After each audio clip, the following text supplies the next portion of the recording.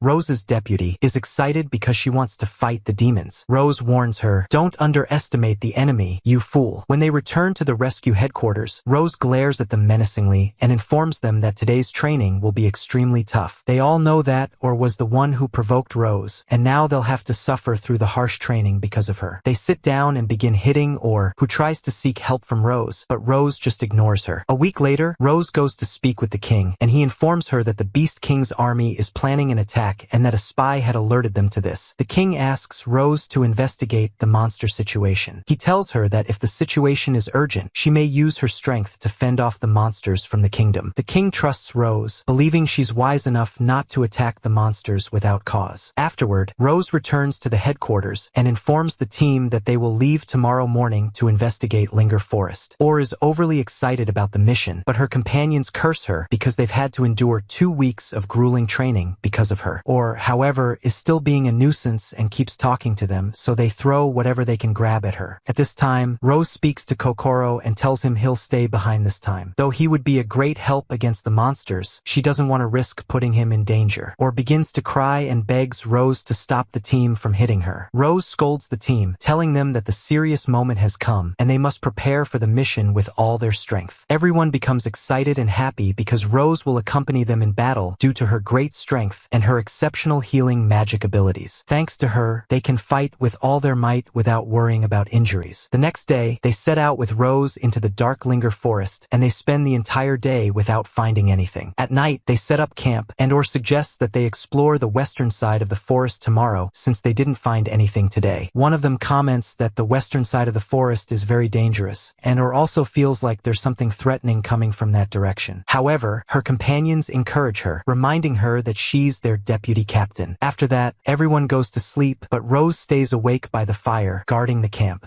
Still awake, gets up to sit beside Rose. As she sits next to her, asks why Rose chose her to be the deputy captain. Rose replies, "You're very skilled, and no one has ever complained about you. I'm even considering passing the title of captain to you in the future. I can't lead this unit forever, and one day I'll have to hand it over to you." Refuses, saying she couldn't possibly do what Rose does. She calls herself stubborn and says she doesn't listen to anyone, so she can't be the leader. Tells Rose, "You're the only one who took care of me despite my constant stubbornness in everything. Even though I was annoyed by you at first, I ended up feeling happy to have met someone like you. That's why you're the only one who has to be the leader." Rose hits her lightly again, and says, "I can't believe this is your reaction after everything I just said to you." Rose replies, "I didn't choose you at random. I chose you because you never give up, no matter what happens, and you always look forward. That's a leader's mindset." Is thrilled and bursts into laughter. Rose leaves her to get some sleep, and is surprised to find that all her companions had been watching and listening to her. They tell her, "We trust you, deputy captain," but is so embarrassed that she chases after them throughout the night. The next day, they find traces of demons in the forest. Suddenly, they hear the sound of monsters and head in that direction. When they arrive, the monster leader senses them, forcing them to reveal themselves. Rose approaches and asks the leader, Nero, "Why are you getting closer to the kingdom?" Nero responds, "Honestly, I don't care much about this mission. I'm just doing it for the benefits I'll get from it." Rose asks him what this mission is, but of course, he refuses to tell her. Rose doesn't want to fight, so she tells him, "I'll overlook this matter if you leave now and return to your lands." But the demon isn't afraid of her and says, "I'm not letting you return alive after you've seen us." Everyone gets ready, and Rose prepares to unleash her full strength on Nero. Nero, who uses wind magic, attacks Rose with it, but Rose is just as fast and strong and manages to land a hit on Nero. Nero is shocked and thinks, "How can a human be this fast?" They keep attacking each other until Nero becomes excited by Rose's strength. He says to Rose, "I've never seen someone as strong as you before, even though you're my enemy." But Rose doesn't care about his words. Even though Nero surrounds her with his wind magic, she escapes the attack without severe injuries and heals herself with her magic. Nero gets even more fired up and uses his demonic power to summon a strange sword from beneath the ground to fight Rose with. But Rose isn't intimidated and prepares to attack him again. Indeed, they clash again, and the battle between them becomes fiercely intense. The demon army is incredibly strong, but the human army still still manages to resist them. One of the humans uses sleep magic, and all fights with all her magical strength. At this moment, Rose dodges Nero's demonic sword because it's cursed, and she can't let it touch her. Suddenly, Nero charges at Rose with his sword and manages to wound her, but Rose doesn't back down and lands a blow that alters his face. Then she hits him with a powerful magical strike, sending him flying. Afterward, she approaches him, heals her wound, and mocks him completely. Here, Nero laughs wickedly and says that all his demons are being humiliated, even though they're only facing humans. He tells Rose that her group is the most troublesome he's ever dealt with. He also says that there are no longer any superhuman beings in this world. Rose responds, saying, "I thought you could defeat us since there are no heroes in our world, but if you think like that, you're wrong." Nero tells her that the era of demons fearing humans is ending soon because their king is about to awaken. At this moment, Nero unleashes a massive demonic power, aiming to bring victory to his kingdom and create a world of luxury for the monsters. He wants to destroy Rose and her team. Meanwhile, a girl from Rose's team stabs one of the demons in the chest with her sword, thinking he's dead, but when she looks closer, she realizes he doesn't feel any pain and is surprised that the monster is still standing despite the injury. The demon responds to her, saying, "We are the followers of the Demon King, and even if we die, we will drag down those who oppose us with us." Rose wants to intervene and save the girl, but Nero keeps attacking her repeatedly, preventing her from helping. And then the disaster happens. The demon kills the girl. Everyone is shocked as they witness the death of their comrade. Rose becomes filled with anger toward the demons. But it doesn't stop there, as the demons capture another human and kill him as well. Suddenly, all the demons go wild, attacking the humans recklessly without caring for their own lives, showing no fear of anything. It becomes clear that Nero is responsible for this, using the power of his cursed sword to make the demons fearless, attacking with all their might. He tells Rose, "Now I've become a true demon, making all my followers die and take yours down with them." Rose becomes incredibly furious and loses control of her emotions, making her attacks easy for Nero to block. Nero takes advantage of this, launching his own assault, managing to wound her eye with his cursed sword. When Rose tries to heal her eye, she is shocked to find she cannot. It's revealed that this is due to Nero's sword, which can temporarily sever mana, making it impossible for any healing magic to work. At that moment, Rose's followers are crying out to her, begging her to come and heal them with her magic, but Rose is unable to move due to Nero. However, she doesn't want to give up either and attacks Nero again, but he exploits her recklessness once more, cutting part of her leg to disrupt her balance. At this moment, Nero strikes her again, and Rose is powerless to stop him. He prepares to deliver the final blow with his sword, but to Rose's shock, All takes the hit instead, sacrificing herself to save Rose. Rose is devastated to witness her friends dying before her eyes, remembering all their precious moments together. She blames herself for being selfish and weak, unable to protect her comrades. As Nero prepares to kill her, he points his sword at her, telling her that he will never forget the death of his followers, just as she won't forget the death of hers. Enraged, Rose grabs his sword with one hand and strikes him so hard that his eye ends up where his mouth should be. Nero tries to escape using wind magic, but Rose catches him quickly, slamming him into the ground. She then throws him into a tree and impales him with his own sword. At that moment, a demoness named Emilia appears, revealing that Nero is her mentor. She begins to cry, wanting to save him. When Rose sees her, she remembers All and reluctantly lets Emilia escape. Afterward, Rose rushes to All, who is crawling on the ground, trying to save her with healing magic. But All's wound is too deep, and Rose realizes she can't heal it. Before All dies, she tells Rose, "Stay the person we always used to respect." Later, Rose goes to the king to report what happened and also asks for permission to retire from the knighthood before leaving. As she walks through the kingdom, she encounters Josh's parents and expects them to blame her for their son's death, but instead, they thank her for bringing his body back, allowing them to see him for the first time. Josh had always loved Rose. After that, Rose returns home, sitting alone with her memories of her friends. A month later, Silas visits her to check on her, furious that she refuses to return to the knighthood. After he leaves, Rose talks to herself, saying that her scarred eye is a reminder of her guilt for letting her friends die. She continues to sit at home without doing anything, with no goal, constantly remembering her comrades. But suddenly, All appears beside her, telling her that nothing stays the same and that she has to accept that. All reminds her, "Don't forget my last words when I told you to stay the person we respect." At that moment, Rose sees all her followers smiling at her, telling her that they're not used to seeing her like this. Rose is deeply moved, crying over their loss, and declares that this will be the last time she allows herself to be weak. We then return to the present, where Rose is sitting with Usato and tells him, "I'm lucky I found you." Usato is surprised that she's complimenting him for the first time. Rose tells him, "You don't know how important you are. No one can reach your level with just training." Yusato laughs, happy to hear her speak positively about him for the first time. But it doesn't last long before Rose punches him in the stomach, almost making him vomit. Yet she praises him again, saying, "You have everything I was looking for, and I'm sure you won't die." At the same time, the demon army finally finishes building the bridge, and the Black Knight is eager for the battle. Amila tells him that he can use all his might in this fight. The Black Knight is confident that he will easily defeat the humans. But Amila warns him, telling him that among the humans, there are tricky opponents who are stealing the wounded. He replies, "Why should I be afraid of a few people who are running away?" She explains to him that the cowards running away are, in fact, monsters. However, the Black Knight becomes even more excited upon hearing that there are strong individuals among the humans. Then we switch to Yusato, who wakes up early on the day of the war. Suzumi has also woken up early, and she proudly shows off her hero armor in front of Yusato. This armor was specially made for her and is designed to support her lightning magic. But Suzumi, being foolish, keeps showing off the armor excessively, and Yusato is left puzzled by her antics. Suzumi, as usual, annoys Yusato by getting too close to him. He shouts at the top of his lungs, calling for Kazuki to rescue him from this crazy girl. Fortunately, Kazuki shows up and convinces her to leave Yusato alone. Meanwhile, the human army prepares to face the Demon King's army, relying on magic users. As soon as the monsters appear, they will strike all at once. Kazuki notices Suzumi is a bit anxious, but she acts embarrassed and pretends to be excited about the fight. Kazuki tells her, "You've changed a lot from how you used to be in our old world." Suzumi responds, "It's all thanks to Yusato, who encouraged me to be who I wanted to be." At that moment, they sense the enemy approaching. Indeed, the Demon King's army is drawing near. The mages unleash all their magical power on the demons at once. But the shock comes when they realize that it was all just an illusion. The demons are coming from behind to attack them. During this time, Rose prepares the rescue team and orders everyone in black to bring the wounded back to her, ensuring they return alive. She instructs Urga and his sister to stay in the tent, guarded by the knight. Rose also tells Yusato that they will head out as soon as the battle's injuries increase. Yusato is worried about Suzumi and Kazuki. Suddenly, Tung arrives with two injured people, shocking Yusato with his speed. Yusato rushes to heal them, but the wounded person tells him that a giant snake with the demons attacked them. Yusato recalls the giant snake he killed in the forest, but decides to help the injured first before addressing that issue. At that moment, we see the massive snake, and the soldiers are terrified of it. The Black Knight is also observing from a distance, mocking the humans for their weakness. But suddenly, a knight strikes him from behind and manages to stab him. The soldier thinks he's finished the Black Knight, but he is shocked to see that the injured one wasn't the Black Knight. The knight pulls the sword out of his body effortlessly, unharmed. The soldier wants to warn the others about the Black Knight, but the knight intends to catch up and kill him. Then, one of Rose's assistants appears and throws stinky water at the Black Knight, quickly grabbing the soldier and escaping. The Black Knight recalls Amila's words about the tricky enemies among the humans. He grows furious and summons immense demonic energy, determined to kill all the humans. He notices Suzumi's lightning power and heads toward her to fight. Meanwhile, Rose tells Yusato that it's time to head to the battlefield. She hands over the task of healing the injured to Urga and his sister. They both run toward the battle, and as they do, Rose tells Yusato that she heard from one of the injured that there's a strange Black Knight on the battlefield using some kind of weird magic. Yusato is shocked when he hears this because he recalls the horrible vision where the Black Knight kills Suzumi and Kazuki. Suddenly, Yusato stops, remembering what he saw. Rose approaches him and says, "I'll teach you a special technique so that you won't die in this fight." After that, they split up. Yusato runs toward the right while Rose heads left. As Yusato runs, he's shocked to see the battlefield for the first time. He sees one of the monsters about to kill someone, so he rushes to save them and runs off. But then another monster attacks him, and Yusato skillfully dodges the attack and continues running swiftly. At the same time, Rose is leaping over the monsters, grabbing the injured and running away, leaving the monsters astonished by her incredible strength. Suzumi, meanwhile, has also managed to defeat a large number of monsters, but she seems anxious, sensing that something is off. Suzumi wants to clear the way to the enemy leader, but then the Black Knight appears, shocking everyone. They don't know what kind of creature he is. Suzumi tries to warn her guards not to attack him because of the Black Knight's danger, but they don't listen and attack him immediately. They manage to wound him, but the Black Knight doesn't do anything to defend himself. Suddenly, sharp blades emerge from the Black Knight's body, and even the soldiers who struck him with their swords seem to have been the ones injured. sword. Kazuki, too, recklessly faces the Black Knight using his magic, but Suzumi stops him at the last moment before he gets hurt. However, Kazuki's light magic manages to hit the Black Knight in the shoulder. Suzumi then realizes that the Black Knight's magic is a reflection magic that can reflect any attack directed at him. Even Kazuki's blow is returned to him, and he suffers a severe shoulder injury. Yusato is running toward them, recalling the terrifying nightmare he had. He becomes anxious as he remembers his team lying on the ground, unfocused. A demon is about to kill Yusato, but one of Yusato's former rescuers appears and saves him. He tells Yusato that Suzumi and Kazuki are on the front lines of the battlefield. At that moment, Suzumi devises a plan and tells Kazuki to follow her lead. She moves quickly and, with Kazuki's help, manages to stab the Black Knight from behind. As she suspected, the knight couldn't reflect the attack because he didn't feel it, and as long as he's unaware of the strike, his power won't activate. But suddenly, the Black Knight stabs both of them, and they suffer severe injuries. He had been pretending to be hurt earlier, but was unharmed in the end. When Yusato arrives at the scene, Suzumi apologizes to him before she dies. Back in the previous world, when Suzumi met Yusato for the first time, she considered herself lucky to have encountered him and later to have been summoned to this world as well. As she grew closer to Yusato, she came to understand his unyielding personality and his determination to never give up. She believed everything would be fine once she met him, but then the Black Knight appeared and destroyed everything. Returning to the present, the demons were overjoyed due to the Black Knight's presence. The Black Knight raised his sword over Suzumi and said it had been fun, but now it was time to end things. Just as he was about to strike, Yusato suddenly appeared, delivering a blow that sent the Black Knight flying. Yusato checked on Kazuki and Suzumi, realizing that he hadn't arrived in time, but then noticed that Kazuki was still breathing, meaning there was still hope. Yusato began treating both of them, and Suzumi was thrilled to see him. But soon, the Black Knight got back up from Yusato's strike, and as his mask broke, it was revealed that the knight was actually a woman. The knight charged at Yusato again, but Yusato used his speed to dodge the attack. He asked Suzumi if she was okay and informed her that Kazuki's wounds were nearly healed and that he would wake up soon. The Black Knight caught up to him and blocked his path. Suzumi informed Yusato that his earlier strike was effective, which was strange because the knight's armor usually deflected all attacks. The Black Knight said, "I don't know how you managed to land a hit, but I won't let you off now." Yusato didn't want to fight, but with the Black Knight standing in his way, he had no choice. He was ready to face her with all his might. He left Kazuki in safe hands. The Black Knight prepared her magic, revealing her plan to heal herself even if Yusato managed to wound her. But Yusato's magic of healing negated her deflecting ability, something that even the Black Knight didn't understand. Yusato launched an attack, combining all his strength in one hand and struck the knight, cracking a large portion of her armor. The Black Knight was shocked and became furious at Yusato, attacking him relentlessly, but Yusato dodged every strike with ease. At that moment, Kazuki woke up from his unconsciousness, surprised to find his deep wound healed. Suzumi explained that Yusato had saved them and was now fighting the Black Knight with all his strength to protect them. Suddenly, the Black Knight managed to strike Yusato's arm, but surprisingly, the armor lost its power against Yusato's healing magic. Kazuki realized that Yusato was in a continuous state of healing, which meant that even though he was healing his enemy, he was also weakening the Black Knight without her noticing. Yusato was exploiting the knight's vulnerability, using healing magic in a way it wasn't intended to be used, making it a genius, albeit reckless, strategy. Frustrated, the Black Knight called upon all her demonic power at once, causing her sword to grow even larger. But Yusato wasn't afraid. He was ready to end the fight on his own terms. He focused all his healing magic into his hand and struck the Black Knight's sword, unleashing an enormous amount of energy. In the end, Yusato managed to shatter the sword using healing magic. He punched the Black Knight with such force that healing magic spread everywhere. The knight's black armor evaporated, revealing the monstrous girl inside. Yusato named this attack the ultimate healing fist. But he didn't stop there. He returned to the battlefield to heal the injured soldiers, as that was his duty. Seeing their Black Knight defeated, the remaining demons fled. Suzumi approached Yusato and told him, "You saved me from death, healed many soldiers, and defeated the Black Knight. You've really gone above and beyond this time." Yusato felt embarrassed, and Suzumi returned to her usual strange self. Yusato explained that the blow he delivered to the Black Knight was imbued with healing magic, a technique that Rose had taught him. We then learned that Rose had once told Yusato, when you face your opponent, coat your hand with healing magic. That way, you won't injure them, but you'll knock them unconscious, making it a way to incapacitate decapitate your enemy without harm. Suzumi felt hopeless about Yusato, since he was now starting to imitate Rose's wild behavior, but she thanked him nonetheless for saving them from death. Yusato replied, "Thank who? This is my duty after all. You and Kazuki are my closest friends." At that moment, Kazuki informed them that the giant serpent was approaching the kingdom, and they needed to defeat it. Suzumi decided to go with him. Yusato wanted to join them, but Rose suddenly appeared and stopped him, demanding to know exactly how he predicted that the Black Knight would target Kazuki and Suzumi. After that, the two of them left the battlefield, with Rose not quite believing that Yusato had managed to do everything on his own. She told him, "You saved two heroes, defeated the Black Knight, and crushed the morale of the enemy. You really did everything right." She then added, "Since the battlefield is safe now, you're coming back to the camp with me." Before leaving, Yusato told Suzumi and Kazuki, "I'll head back to the camp. Don't die out there. You two are heroes too. Finish off the enemy and return safely." Kazuki and Suzumi vowed to cherish the lives Yusato had saved. Then, Yusato and Rose returned to the camp. Meanwhile, Emila was shocked by the Black Knight's defeat and couldn't believe that a mere human could overcome her magic. Her monster companion informed her that the one who defeated the knight wasn't even a hero, but an ordinary man in white clothes. Angry, Emila ordered Hiralim to summon the white serpent and withdraw from the battle. As Hiralim was about to withdraw his serpent from the battlefield, he noticed that Suzumi and Kazuki were facing the monster, determined to defeat it. Back at the camp, Yusato continued healing the people there. Suddenly, everyone noticed a large thunderstorm in the sky, and they realized that the heroes had defeated the serpent. Afterward, Yusato considered rejoining the army, but Rose told him, "Are you crazy? There are way too many of them, and you'd definitely get killed if you went." She then spoke to Yusato, saying, "If you hadn't predicted the Black Knight's attack on the heroes, they'd be dead right now. You acted exactly like a member of the rescue squad." Yusato reflected on all the moments since he arrived in this world and felt happy that he had finally achieved his goal. Tears of joy streamed down his face. Rose remarked that Yusato resembled the first hero. Suddenly, Yusato fainted from extreme exhaustion and a lack of mana, and Rose carried him off. We see Yusato sitting with Bellorin, telling them how difficult everything was and that King Lloyd said he would reward them, summoning them to receive their reward. Yusato is very nervous because it's his first time standing in front of such a large crowd. Rose hits him during the ceremony, but he's still happy because he's never received a reward before. Yusato notices that Bellorin has gained weight while he was away, which annoys Bellorin. At that moment, one of Yusato's friends arrives and tells him they need him at the castle. When Yusato asks why they need him, his friend doesn't answer and just tells him to be careful while passing through the city, leaving Yusato confused. As Yusato heads through the city, he finds the people gathering around him because he's from the rescue team, and he's standing there, shocked and not knowing what to do. When he reaches the castle, Arko tells him that this is natural after what happened in the battle, explaining that they saved many people and that Yusato saved the entire war. Yusato then goes to meet the king, who apologizes for summoning him twice in such a short time. The king explains that they need his power to interrogate the Black Knight. Yusato recalls how they defeated the knight and asks what happened. Saris explains that the knight wasn't aggressive during the interrogation, but they still couldn't get any information from her. The knight had told them she would cooperate if they agreed to her demands, and her only demand was for them to bring Yusato to her. At this point, Suzumi accompanies Yusato to meet the knight. She casts her magic around him and says, "Don't worry, I'll handle it if the knight tries anything against you." Yusato is confused because he had heard the knight was cooperating, and he reminds Suzumi that she lost against the knight. Suzumi feels embarrassed, knowing that only Yusato and Rose could defeat the knight, but she still wants to act as a shield for Yusato in case something goes wrong. Saris explains to Yusato that the Black Knight has a strong affinity for dark magic, which was neutralized when Yusato attacked her with his magic. Yusato understands that their powers canceled each other out, meaning that his healing magic neutralized the dark magic with every hit he landed. Yusato is even more shocked and asks if they've given the knight any medical care. Saris tells him that they haven't provided anything because she has been wearing her black armor the entire time. Yusato is alarmed and rushes to the knight's cell, asking her if she's injured. He knows that she must have sustained severe injuries since all his attacks hit her directly. The knight admits that he's right. At that moment, Yusato asks the knight why she wanted to see him. She responds, "I just wanted to see the face of the person who hit me like that." Yusato notices that she's upset and asks Commander Saris if he can go inside. Saris is hesitant, but Yusato explains that he needs to help her. Once inside the cell, Yusato asks the knight to give him her hand. She thinks Yusato wants her hand to torture her. Yusato shouts at her, and reluctantly, she gives him her hand. She's shocked when she sees Yusato healing her and tells him that she doesn't need it, trying to pull away from him. Yusato tells her that he would be upset if he saw her die, and he continues healing her. Suddenly, her armor disappears, and she's stunned by the warmth of the healing magic, something she's never felt before. She tries to hold on to him, dispelling her armor and crying. The next day, Yusato meets Rose, and she tells him that she'll train him again. This is because the Beast King's army is going to attack soon, so she wants to teach him a few things before that happens so he'll be ready. Yusato tells her that he also wants to know the level of his healing magic since he can't heal complicated things like diseases. Rose explains that this type of healing magic is difficult for his current level, and it's too soon for him to try. Yusato asks if there are any physical exercises, and Rose tells him that his physical strength and endurance are high, so they don't need to worry about that right now. Yusato is confused and asks what they'll be doing exactly. He becomes scared when Rose adjusts her stance and asks what she's planning to do, calling her a crazy woman. She tells him that she's going to spar with him, hitting him faster than he can react. She tells him to try to dodge her attacks, but he's terrified and steps back, asking if she really hates him. He says, "If you hit me, I'll explode right away," and Rose laughs wickedly. She says that means they'll move on to the next phase. Yusato becomes even more scared and says, "Fine, send me to fight the Beast King instead. That's better than this." Rose then asks him if he thinks he can heal himself when he's injured. She tells him that healing magic doesn't work on wounds caused by cursed weapons. She smiles and tells him he's not bad and that they'll start slowly. Yusato says that he shouldn't be hit unless it's gentle, and he calls her a monster. Rose gets annoyed, but Yusato quickly apologizes when he sees that she's upset, realizing that he wants her to take the training seriously. She thanks him for his seriousness. She suddenly picks him up and throws him into the air, so Yusato activates his healing magic before anything bad happens. When he lands safely, he's shocked to see Rose appear right in front of him. She laughs evilly and tells him, "You better block this next attack," gathering all her strength into one hand. Yusato feels like a bomb hit his stomach, and he passes out. When he wakes up, he finds himself lying in the forest and laughs at the nightmare he just had, relieved that there was no sudden training. But he's shocked to find Rose standing behind him, telling him, "You woke up, let's continue training." Rose tells him not to worry because she reduced her strength at the beginning, and he should be fine now before hitting him again. Later, Yusato recounts all of this to the knight and is shocked to realize he's been training for 3 days, calling Rose the worst. He tells the knight that no matter how hard he tries to dodge her, Rose hits him more. Yesterday, she hit him in the stomach, nearly making his heart swap places with his pancreas. The knight is confused as to why Yusato is spending time with her, and he explains that he's just free today. The knight wants to say something to him, but changes her mind, puts on her armor, and tells Yusato to leave. As Yusato walks around, he thinks back to what happened during the battle. Suddenly, he senses a strange magical power pass by him. He goes to investigate and finds that it's coming from Kazuki. When Kazumi finishes his training, they sit together with Celia. They talk for a while, and Celia tells Yusato that they've gathered enough information about the Demon King's army. She adds, "I heard that without you, Yusato, we would have lost." Afterward, Yusato leaves them, and Kazuki shyly tells Celia the truth about how he almost died in the battle. Meanwhile, the knight is puzzled by Yusato's frequent visits and conversations with her. Suddenly, Rose walks in, realizing that this is the person Yusato has been talking about. Rose speaks to the knight and tells her that she now has only 2 options. The first option is to stay in the cell for the rest of her life. But before she can finish, the knight interrupts, saying, "Kill me." Rose tells her not to rush her fate and opens the cell, telling her that the second option is to become her subordinate and that Rose will take care of her. The knight is shocked, and Rose hits her on the head. Rose places a magical device on the knight that reduces her mana and explains that they could keep her imprisoned forever, but that would be a waste, so it's better to make her good. Meanwhile, Yusato is training with Bellorin, but Rose suddenly appears, carrying the knight. Yusato offers his condolences to the knight for what's about to happen to her. That night, Yusato goes to Rose's room, and she informs him that the king has chosen 3 heroes, including him, because he believes they can accomplish this mission. The next day, Yusato is walking through the city when he runs into Suzumi. Suddenly, Yusato notices the fox girl. He grabs her, lifts her off the ground, and tells her, "We need to talk." The girl calmly tells him that she has been waiting for him, and now it's time for him to repay his debt to her, asking him to heal her mother. Suzumi gets really excited when she sees her because she has fox ears and a tail. At that moment, she talks to Amako and tells her, "You're the only one who can save my mother." We learn that this girl's name is Amako, and she's from a fox tribe. She says to Yusato that she wants to continue talking with him alone. Meanwhile, the knight is still training, and the rest of the team is teasing her because she's very slow, even though she's very strong. She can't handle the intense effort effort and sits down on the ground exhausted. Then Rose comes to her and yells at her to keep running. At that time, Yusato is with Amako, and she's not opposed to Suzumi hearing her secret because she trusts that Suzumi won't tell anyone. Yusato then asks her about the spirit, and she explains that she had to show it to him or the heroes would have died, and the kingdom would have been destroyed. Amako tells him that she saw this vision a year ago, but she didn't want to abandon the people she's been with here. Yusato's team learns that she's been looking for a healer the entire time, and she had been living in the monster zone. Suzumi knows that the monster zone is far from here. Amako then explains that she didn't have any other way to save her mother. She left the monster zone because only humans could be born with healing magic. Yusato asks her why she didn't ask Orga at his clinic, and Amako tells him that she couldn't bring her mother along, and she never told Rose because Rose is frightening and had seen a vision where she refused her request. Suzumi understands this because of Rose's high status. Because of all of this, Yusato is the only one left to help her. Amako says that the moment she saw Yusato, she knew he would go with her because he's the kind of person who helps others, which is why she saw his future. She asks him to go with her to the monster zone and save her mother. Suzumi tells her that it's a very difficult task because Yusato has become an important figure in the kingdom now. Amako shouts at her, but Yusato says he might be able to do it and asks Suzumi if she's heard of their journey to deliver the letters. Suzumi says she has heard of it and understands what Yusato is thinking. They might be able to visit the monster tribe zones while they're traveling. Yusato tells Amako that if she feels any threat from Suzumi, she should scream loudly. Yusato then goes to Rose and tells her that Amako is a seer, but Rose doesn't believe him and says he must report it to King Lloyd first. Yusato is surprised that this is serious, but Rose explains that seers are responsible for disasters and passing information to the monster races. If one like them is in the kingdom, it could lead to a war between the monster factions. Rose is also planning to visit the monster factions. After that, Yusato and Amako learn that the matter will take some time due to her abilities. Yusato reassures her, saying that the king will approve their request, but it will take a little while. She understands and tells him that she'll return home today. Before leaving, she thanks him and is happy. That night, the rescue team is eating, but the knight refuses to eat with them. Yusato comes to her and tells her that she needs to eat because she might pass out from hunger. She's upset that this misery will last another day and says she wants to return to prison. Yusato laughs and gives her something he bought from the market that day, a notebook, and tells her to write everything she experiences daily, as it might make things easier for her. The knight is happy and eats while feeling reassured when she sees Yusato eating with her too. The next day, the knight decides to write as Yusato advised her. She writes that on the second day, she was running so much that she fell to the ground, and Rose came to hit her so she could keep running. She's confused why the rescue team is laughing at her while she's lying on the ground crying, and she thinks they're just crazy. On the fifth day, Yusato runs with them, and she notices that he hasn't broken down yet and says that he's a human but not quite. On the 10th day, they hear a strange sound from the forest, but she doesn't know what it is and decides to stop training and check it out. When she goes to see, Yusato is training with Rose and takes a very powerful hit, which makes her think he's dead. Suddenly, he uses healing magic, and nothing seems to be wrong with him. Rose yells at him for not dodging the hit as she asked, but Yusato explains that every time he tries to dodge, the trajectory changes and hits him. The knight is scared of them both and hears Rose tell Yusato to stop talking until he can actually dodge her attacks. They start again, and the knight is shocked when Rose disappears and almost strikes Yusato, but he finally manages to dodge her hit, which leaves the knight stunned. Rose tells him not to neglect his defense and strikes him again, sending him flying into a tree. The knight wants to check on him, but is suddenly surprised to see him happy because he finally dodged Rose's strike. Rose is also pleased with the result, unlike the knight, who is completely shocked and says that Yusato can't be human. Rose calls for Yusato to continue the training, as she requested. Yusato takes the knight aside, telling her that Rose is right and she's a true monster. The knight responds, "No monster is as real as you hear." Yusato asks her name, and she tells him it's Phil. At that moment, Blorn appears, and Yusato takes him, and they start running together. Phil is upset and runs after them, becoming faster than them, and Yusato asks her to slow down so she doesn't tire herself out, but she doesn't listen. At dinner, Phil collapses from exhaustion after all the effort she put in. At that moment, she wakes up and hears Yusato talking to Rose, telling her to go to King Lloyd and take Amako with her. She's sure that the king has made a decision about their request. The next day, Yusato and Amako are at the castle, and King Lloyd thanks Amako for coming and saving the kingdom. He tells her that he wants to help her as much as he can and informs Yusato that they've set the course for his journey as he requested. Yusato and Amako are overjoyed, and the king tells Yusato that Wealthy will explain the remaining details. Wealthy tells Yusato that he will visit 3 regions before going to the monster faction zone. The heroes will accompany him on the journey but won't complete it with him, and he will also have 2 knights with him. Yusato suggests bringing the knight Orok, and he successfully does so. He also brings Blorin as his special knight assistant. At that moment, Phil is running from something and is terrified because Rose is chasing her quickly and strikes her. Phil is upset because she wants to escape, and she also hears about Yusato's journey, but she wants to go with him. Rose tells her they'll return to their original home to train and then discuss the situation. To the west, Yusato meets Phil, and she's upset because he's leaving and will leave her behind. Yusato laughs at her until she gets upset and walks away. He then meets Rose, who tells him that this journey will teach him many things, and she's expecting more from him. Yusato is moved and decides to continue his life with her and his friends in this world. He says goodbye to his friends and sets off from the castle.